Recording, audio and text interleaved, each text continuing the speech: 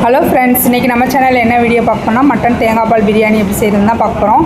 அதுக்கு க்ளீன் பண்ணி வச்சுருந்த மட்டன், அரை கப் அளவுக்கு தயிர், 2 டேபிள் ஸ்பூன் அளவுக்கு இஞ்சி பூண்டு பேஸ்ட்டு, கொஞ்சோண்டு தண்ணி சேர்த்து மட்டன் வந்து நல்லா வேக வச்சு எடுத்துக்கலாம். அதுக்கப்புறம் 2.5 கப் அளவுக்கு பாஸ்மதி ரைஸ் நல்லா கழுவுனதுக்கப்புறம் ஒரு அரை மணி நேரம் ஊற வச்சு எடுத்துக்கலாம்.